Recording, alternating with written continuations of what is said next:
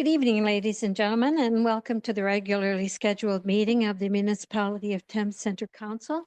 Today is February the 10th, 2025. The time is 5 p.m. and I'd like to call this meeting to order. I believe there are no additions to the agenda, so I'm asking for a approval of the agenda. Mover and a seconder, please. Moved by Councillor Lockie and seconded by Councillor Crockett. All in favor? That carries. Thank you. And disclosure of pecuniary interest. Yes, Your Worship. I have a disclosure of pecuniary interest. I work for Advanced Drainage Systems, which is right across the street from the developments being spoken to in Section 9.1. Okay, and before you hang up your mic, if you want to make your announcement, please. Sure. I just have a quick announcement. So there is a young gentleman in Thames Centre named Kaelan Glue, and he is a huge advocate for Canadians with disabilities. And he's also very involved with the Easter Seal Society. And he asked me to make just a quick announcement to council to formally invite everyone to Camp Dunedin on May 25th for an event. So if you're interested in getting more details, just reach out to me after the meeting. Okay, thank you, Councillor Lockie. And while we're at it, is there any other member of council? Since I have no announcements to make tonight, any others? No? Okay, we have an award to present. So Diane, could I ask you to come forward?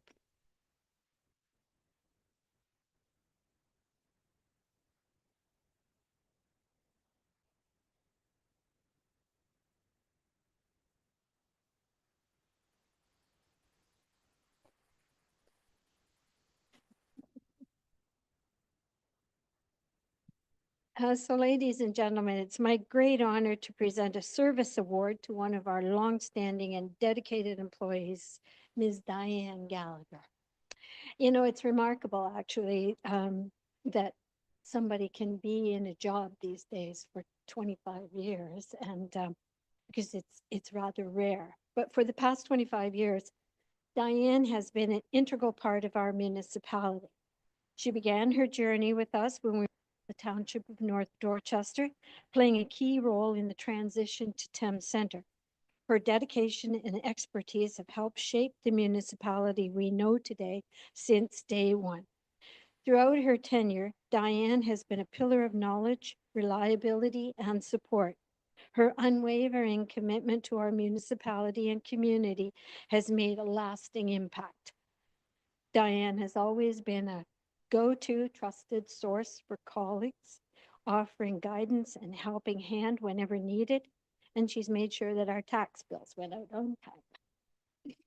Diane, on behalf of the residents, staff, and council, we extend our deepest gratitude to you for your invaluable contributions over the years, and we're grateful for all the work that you've done to help Thames Centre. To embark on a well-deserved retirement, and remember, it's supposed to be a retirement, you know. We offer you this recognition to celebrate your remarkable career and wish you nothing but happiness in this next chapter of your life.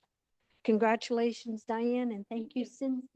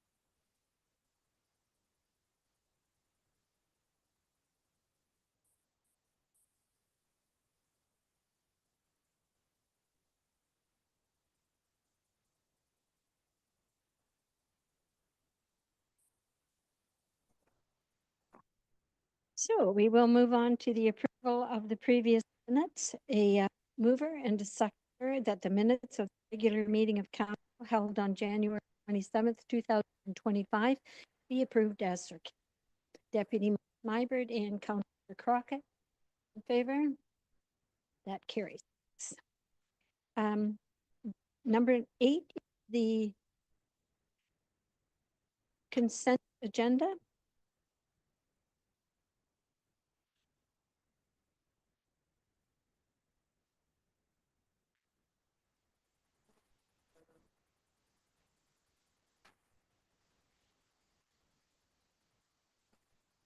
Sorry. The consent agenda, items listed on items listed on the consent agenda are received for information in one motion. Council members may request that one or more items be separated for further action. So unless anything is being pulled from this, from the consent agenda, a mover and a seconder to adopt items 8.1 through 8.4. Your worship, could I just pull aside section 8.2 for a comment? Certainly. Okay. So I read through this warden's report, and it's an excellent report. The county is doing excellent things for the county. They mentioned, the honor roll recipients of the golf tournament and economic developments. And I see, Delaware, Elderton, Elsa Craig, Middlesex Center, Strathroy getting called out, and a lot of good things happening in these communities. What I don't see is a lot of Thames Center being called out, and a lot of good things going on in Thames Center. So, I guess just we have to continue to advocate for our municipality within Middlesex County. Good comment, and I will keep that in mind. Anything else from the members' council? So in that case, then a mover and a seconder to accept the items on the consent agenda. Deputy Mayor Smybert and Councillor Heeman, all in favor? That passes, thank you.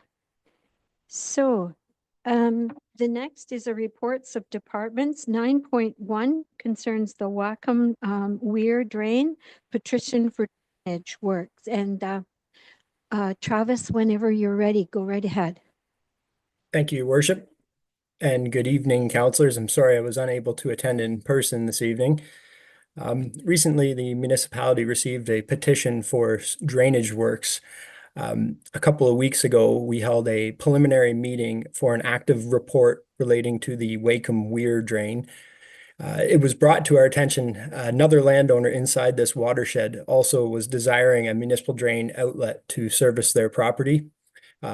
Accepting this petition authorizes the engineer to proceed with exploring options to achieve that request from this landowner, and I'll stop there and answer any questions council may have. Thank you, Travis. Are there any questions on this item for Travis? Okay, seeing none.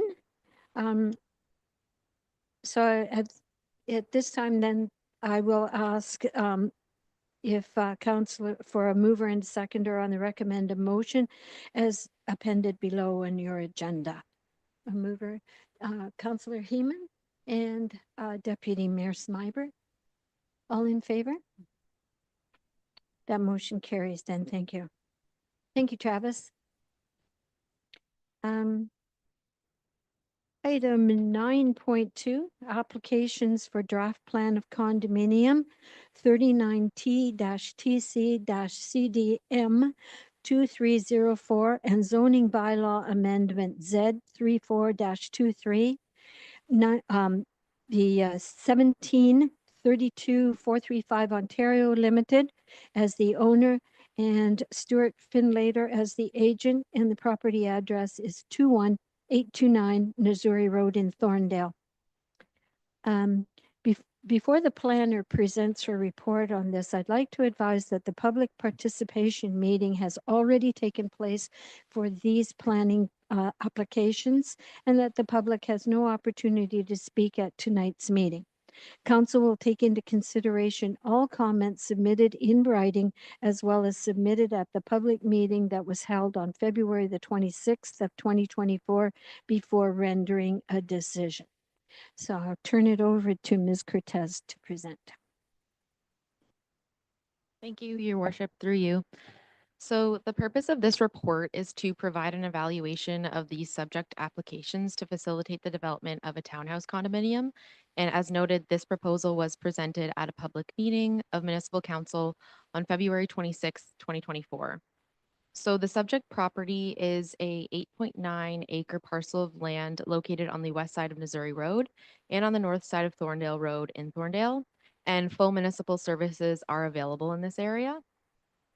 So the purpose of the proposed vacant land condominium is to facilitate the residential development of the subject lands for 91 units to support townhouse dwellings, a proposed future public street from Missouri Road and aligned with Elliott Trail. Full municipal services, including municipal water and sanitary sewers, would be required to develop the lands, and a stormwater management facility is proposed at the southwest corner of the site. So to allow the development of the subject lands, a zoning bylaw amendment has been submitted to rezone the property to the following new category to allow townhouse dwellings.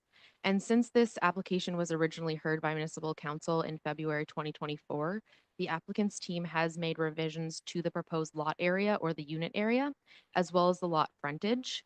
So originally, the request included a lot frontage of 7 meters per unit, a front yard depth of 6.6 meters to the building and 6.89 meters to the garage, a 4.5 meter exterior side yard depth, and a 3 meter interior side yard depth. And then a rear yard depth of 8.5 meters. And since that time in 2024, the zoning bylaw amendment has been revised so that the lot area is now 210 meters per unit. And it was determined during the writing of the report that some of the units on the original plan did not meet the 250 square meter requirement. So although the plan hasn't changed, this was brought forward. And also proposing a lot frontage of 6.98 meters per unit.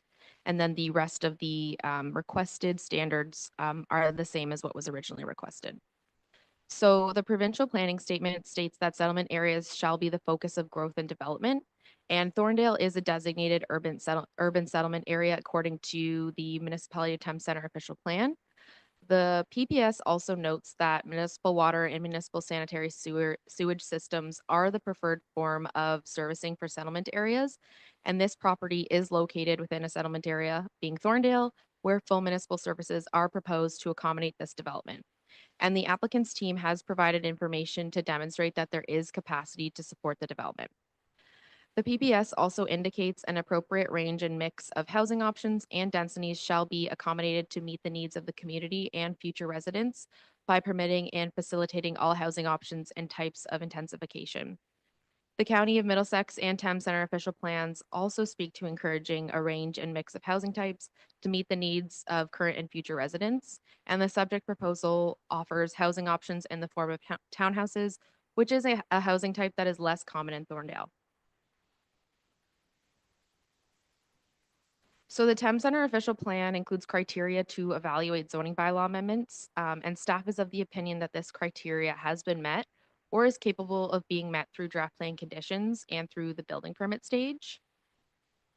Through the requested site-specific residential third density zone, the applicants are proposing a reduced minimum lot area, a reduced minimum lot frontage, a reduced front yard depth, a reduced exterior side yard depth, a reduced interior side yard depth, and a reduced exterior side yard depth. Oh, sorry if I repeated that. But the proposed development would comply with these requirements and other standards as requested under the site-specific zone and is suitable for the proposed use. As noted, the applicant has revised the minimum lot area or unit area and the minimum lot frontage since the initial public meeting. And Section 3417 of the Planning Act states where a change is made in a proposed bylaw after the holding of a public meeting, council shall determine whether any further notice is to be given in respect of the proposed bylaw. And staff is of the opinion that no further notice should be required as a result of the revised proposed zoning bylaw provisions. given that the changes to the provisions do not fundamentally alter what was originally proposed in 2024. Also, unacceptable adverse effects on surrounding uses are not anticipated, as the development is located within the settlement area boundary in proximity to existing residential uses. And also, as part of the preliminary draft plan conditions attached to the report, staff recommend that a condition speaks to the requirement for warning clauses in all purchase and sale agreements, which notify future owners of the existing nearby industrial uses, the aggregate operation, as well as normal farm practices which occur on agricultural land. And staff recommend that a draft plan condition be included, which requires that any noise mitigation measures or buffering are implemented within the design of the development. The Thames Center official plan also provides policy direction for draft plan approval process, which requires the applicant to enter into an agreement to be registered on title and to ensure the proper and orderly development of the lands. So these recommended preliminary conditions are attached for council's consideration. Staff would like to note that the applicant's team have advised they are generally supportive of the draft plan conditions, although have provided technical comments concerning the conditions. So unless there are matters that council wishes to discuss, there remains an opportunity to fine tune the conditions before they are brought forth for approval by the County of Middlesex. Additionally, Thames Center's official plan provides criteria when considering zoning bylaw amendments to permit medium density residential uses. So staff are of the opinion that this criteria has been met or is capable of being met through the draft plan conditions. So based on the foregoing, the subject proposal is consistent with the provincial planning statement and conforms to the County of Middlesex and Thames Center official plans. During the circulation of the notice of public meeting, agency comments were received from the county engineer, the director of public works, the drainage superintendent, the chief building official, the Upper Thames River Conservation Authority, Thames Valley District School Board, Hydro One, the County of Middlesex Emergency Services, Canada Post, Bell Canada, and Enbridge. And these comments are included within the report. And to date, one written submission has been received from a member of the public, being James Iglesias. And he notes that he thinks that the new housing development is excellent for the community and affordable homes for hardworking young families. So staff recommend that the municipality of Thames Center recommends the issuance of draft plan condominium approval to the County of Middlesex, subject to the draft plan conditions attached to the report, and that the zoning bylaw amendment be approved in principle, and upon the time of granting of draft plan of condominium, the implementing zoning bylaw amendment be forwarded to Thames Center Council for consideration of approval, and also that no further notice be required pursuant to Section 3417 of the Planning Act in regards to the revised standards of the site-specific R3 zone. Thank you. Thank you, Alana. At this time, does council have any questions? No? Councillor Crockett? Thank you, Mayor McMillan. I don't necessarily have a question, but I do want to just kind of echo the residents' comments that I think it's good that we're seeing a diverse housing type come into our settlement boundary. I just wanted to make note that with all of the building that's happening in Thorndale, I hope, we put forward a couple other minor variance changes and stuff to have, types of things like a gas station or a stuff like that there. So I hope the rest of the community kind of, champions these additional residential builds and kind of grows with everyone that's coming into Thames Center. So thanks. Thank you, Councillor Crockett. Anyone else wishing to comment on this before we move on?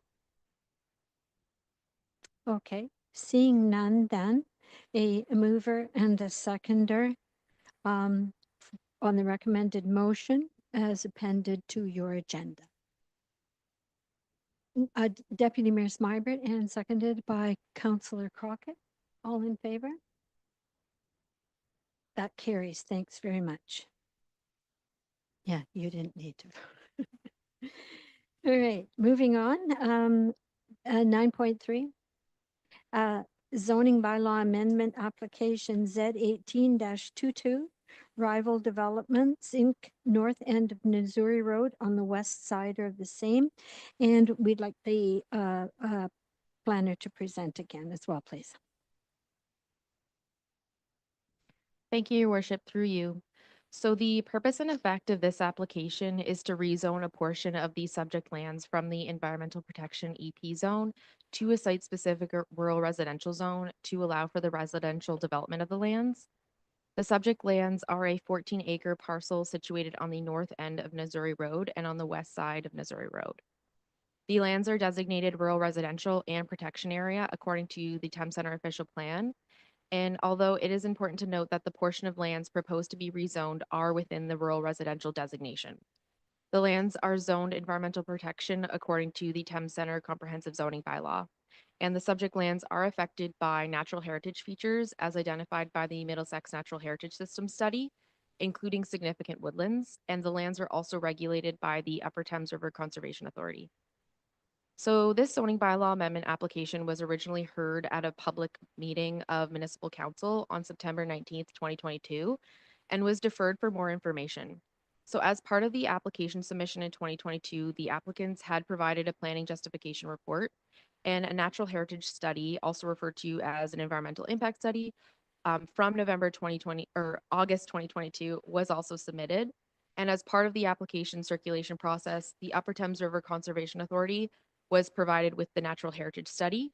And the Upper Thames River Conservation Authority had concerns with the proposal and the natural heritage study, and they required further information and studies to demonstrate if this property could be developed for residential purposes. So the resolution that was council in September 2022 is included within the report and deferred the application until the applicant had addressed concerns of the UTRCA. So since the time that this resolution was passed in 2022, the applicant has been working with their team and staff to bring this application forward for council's consideration, and a revised natural heritage study from October 2023 was submitted to staff, including additional supporting information. And the applicant has also revised the requested provisions for the site-specific rural residential zone. And staff would like to note that there has been a disagreement between the applicant and their team, as well as the Upper Thames River Conservation Authority, regarding the extent of the flood hazard. And the Upper Thames River Conservation Authority are currently undergoing updates to the natural hazard mapping for the Thames River. So the applicant has applied for site-specific provisions for the proposed zone. However, as noted, the applicant has revised several of the original zoning provisions since submitting their original application. So the original request included an approximate lot area of 0.29 hectares or 2,900 square meters. The front yard depth was requested to be 10 meters, a rear yard depth of 6 meters, to the 289.8 elevation, 289.8 meter elevation. And also the original request involved height determined same as a height for an accessory building determined this to be the same as the main building or the dwelling. And now have come forward with revised requests being a lot frontage of 45 meters, a lot area of 2,500 square meters, a front yard depth of 6 meters, a rear yard depth of 15 meters, and then for interior side yard depth, 3 meters on the north side, 6 meters on the south side, a new lot coverage being 20% of the lot area, and then also removing the request to permit an accessory building with the same height as the future dwelling. And then also the applicant requested to permit the accessory structure to be constructed prior to the single detached dwelling. But these two requests related to accessory structures have since been removed. So as noted, section 3417 of the Planning Act states when a change is made to a proposed bylaw after the holding of a public meeting, council shall determine whether any further notice is to be given in respect to the proposed bylaw. And staff is of the opinion that no further notice should be required as a result of the revised proposed zoning bylaw provisions, given that these changes do not fundamentally alter what was originally proposed in 2022.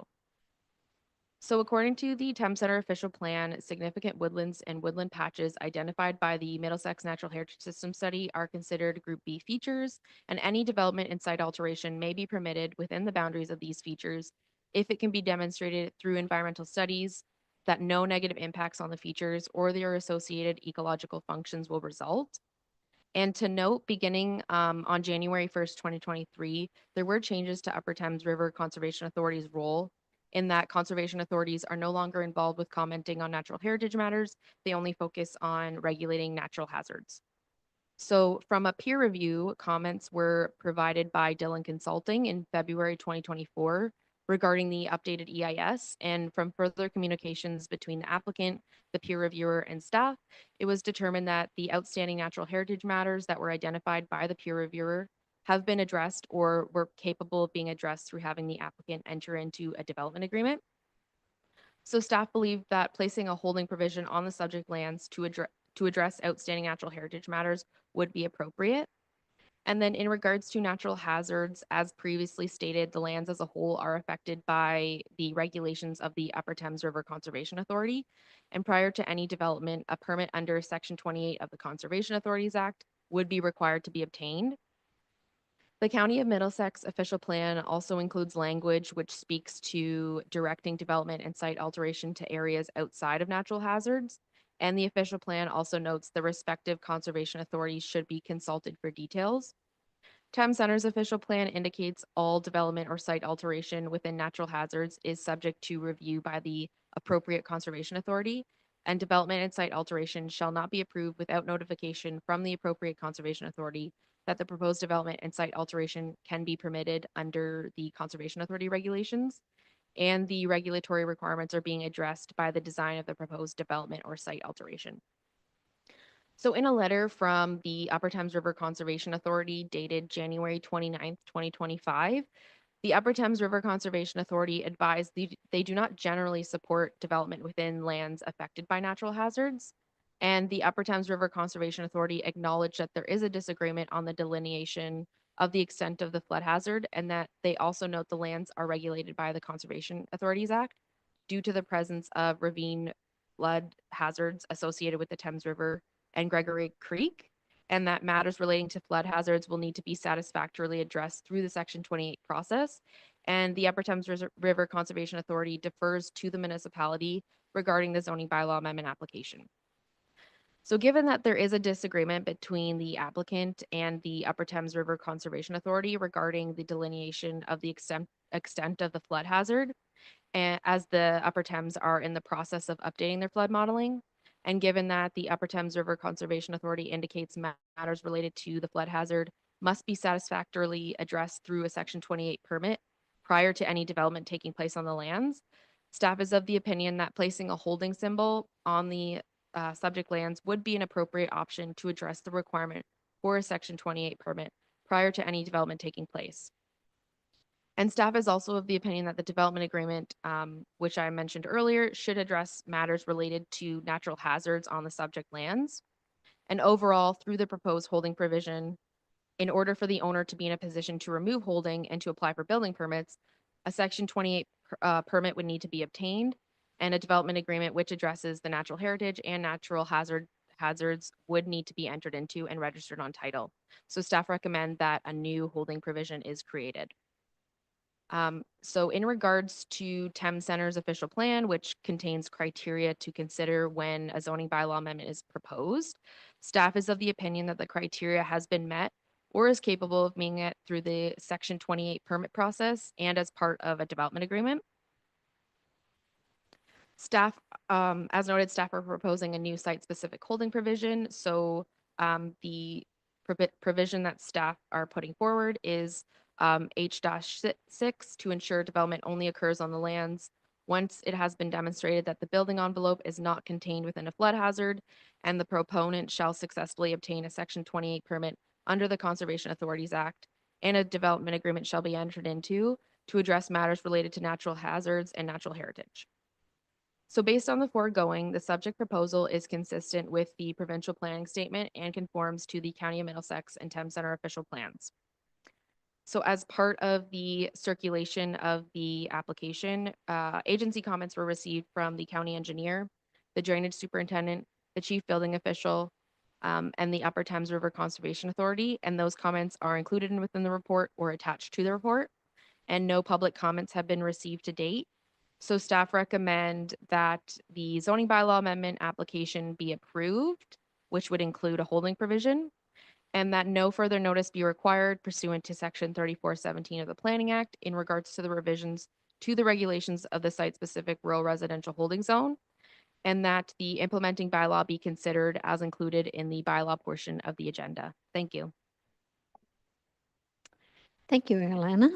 I will open it up now to questions from council. Councillor Crockett, go ahead.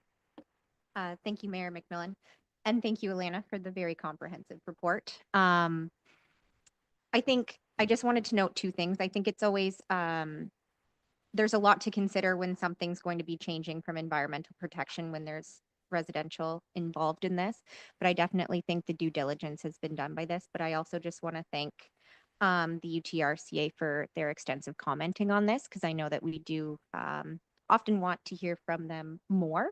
And they really did a lot of work on this. So I guess all the best to this residents, depending on how their next report comes out and how the holding zone turns out. So thank you. Thanks, Councillor Crockett. Is there anyone else? Councillor Lockie. Yeah, through your worship. Like my biggest concern with this development is the preservation of natural heritage. And so according to the study from Dylan is that, that can be addressed through the development agreement with the municipality. So I guess my question is, what sort of authority will the municipality to have to govern the removal of significant trees? Through your worship to Councillor Lockie. So if so the property does contain significant woodlands, which do fall under the county woodlands bylaw. And then also through entering into the agreement, the applicant is legally required to fulfill those requirements in the agreement. And one of the, I guess, matters to be addressed would be if there are any trees removed, a tree preservation plan would be required prior to any trees being removed. Thank you. Thank you. Anyone else wishing to comment? Councillor Heyman, are you just leaning forward? Okay. Sometimes you surprise me, so I just want to be sure.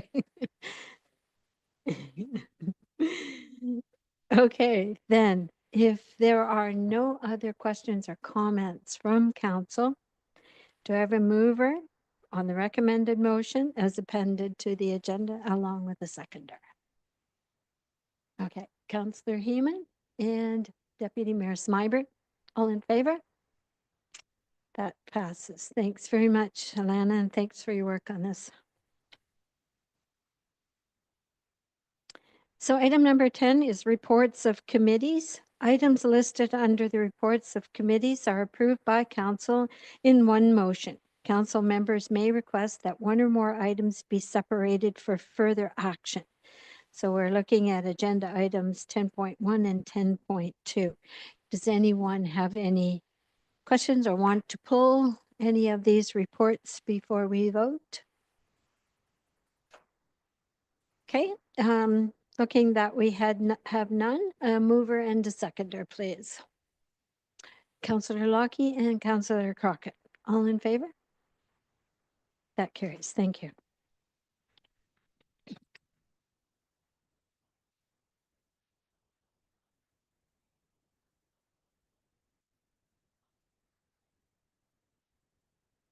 So the mayor's report for this last period. I'm pleased to report my activities since my last report. Over the past month, I attended 2 meetings of Thames Centre Council, 1 meeting of the Library Board for Advisory Board for Middlesex County, 1 meeting of Middlesex County Council, the annual general meeting of SCORE, which is the South Central Ontario Region Economic Development at the Longwoods Echo Adventure Centre. It's an amazing place, by the way. If you hadn't had an opportunity to visit, I'd suggest you do. It's it's quite a place. Also, the London State of the City address with Josh Morgan, a breakfast meeting with Minister of Finance Bethan Falvey, along with our Deputy Mayor Michelle Smybury. And finally, a meeting at the county building for the first of our planning advisory meetings, a chance to catch up on planning matters affecting both the county and each of the 8 municipalities that make up Middlesex County. There'll be more on this a little bit later. Mid-January saw the annual meeting of the Rural Municipalities of Ontario Association, otherwise known as ROMA, a convention held in Toronto. Thames Centre has made it a point to present our various cases to ministers and or ministerial staff affecting the municipality of Thames Centre. I, along with Ward 1 Councillor Tom Heeman, Deputy Mayor Smybury, and CAO David Barrick, booked delegations with Hydro One, the Ministry of Natural Resources, as well as the Ministry of Health, in each case presenting Thames Centre issues to these various ministries. It's always an opportunity to do as much as we can to represent the area, the interests of our area and its residents. In addition, we were able to sit on several other delegations of SCORE representing regional interests, along with an opportunity to meet with Ministry of Health staff, along with some members of our group and Dr. Alex Summers, our Medical Officer of Health for Middlesex County. These meetings and this convention is a great way to interact with other municipal leaders, share concerns and ideas, and learn from panel discussions and forums held within the conference. Although I was personally unable to attend, I want to take a moment to congratulate Kate Ledgerly and the staff at the London Regional Children's Museum on the grand opening of their wonderful new facility at 1 Kellogg Lane, and to congratulate her and her team for an amazing fundraising job that took this project from a dream to a reality. And there again, if you have children, this is a great place to go. I don't believe there's any unfinished business, is there? Okay, and Councillor Heeman, a notice of motion. Thank you, Your Worship. Do you want me to read it, or is it sufficient as provided in the agenda? Why don't you read it? Okay, whereas U.S. President Trump has declared that Canada will be subject to 25% tariffs January 1st, whereas the federal parliament is prorogued, whereas the provincial government has announced an upcoming election, whereas Thames Centre businesses face uncertain economic conditions in the face of U.S. tariffs. Now, therefore, be it resolved that Thames Centre conduct a tariff impact survey of local businesses, and that the Thames Centre Economic Development Committee be requested to conduct an impact open house. Be it further resolved that Council direct staff to prepare a communications plan, and that the County of Middlesex Economic Development be requested to supply businesses with up-to-date program information and convey tariff impacts to appropriate provincial and federal ministries. And if I could motivate this a little bit further, I think it was prudent for us to wait a couple weeks on this, but although we have a bit of a stay in the 25% tariffs, there's rumors of steel and aluminum tariffs and potential other trade negotiations to be levied through tariff schemes. So I think that this is still a pertinent matter, and I can see that Middlesex Economic Development, along with WOWC, is working on collecting impact data. So I think that this is in step with those activities, and the fact that we have that unique contact list with our local businesses, I think, is a direct conduit that we want to utilize to make sure that the information from the ground is getting to the appropriate offices at the respective provincial and federal levels, given that they do have distractions at the moment. When at least when the provincial election is done, we want to be able to make sure that we've done everything to land the information and the lapse of the new government and the new ministers. Thank you, Councillor Heeman. So we have the motion on the floor. Is there a seconder for this motion? Councillor Lockie? All in favor? Okay, that carries. Thanks for your work on this, Tom. Moving on to any new business that might be rising. Councillor Heeman?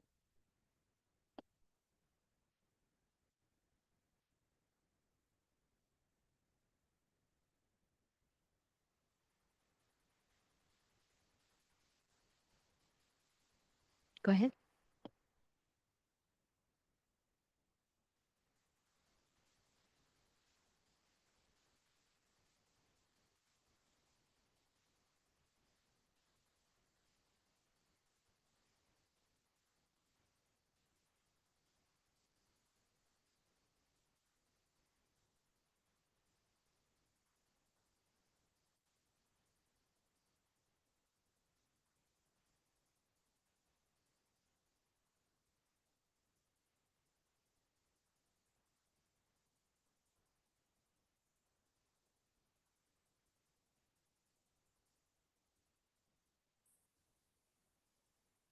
Thank you, Tom. Okay, so that will be press forward to next.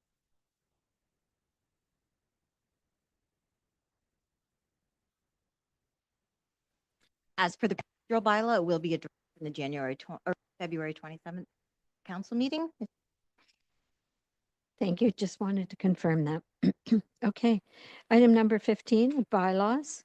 The bylaws 16-2025 through 18-2025 be read a first, second, and third time and finally adopted. A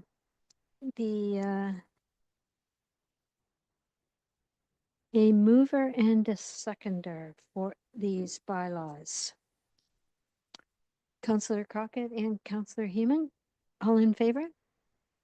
Any comment? Yeah, so I just can't comment on 15-1. but Yes. I'll Okay. vote for the rest. Okay. All right then. So, all right then, with that being said, then, I'm sorry. Yes, I know. Okay, so in that being the case, then the confirmatory bylaw we've already done. Meeting schedule Monday, the next meeting will be Monday, February the 24th at 5 p.m. here in the chambers, followed by Monday, March the 10th, 2025 at 5 p.m. So a mover into seconder for adjournment. Deputy Mayor Smybert and Councillor Lockie, all in favor? That's carried. Thank you very much. That adjournment is at 5:40.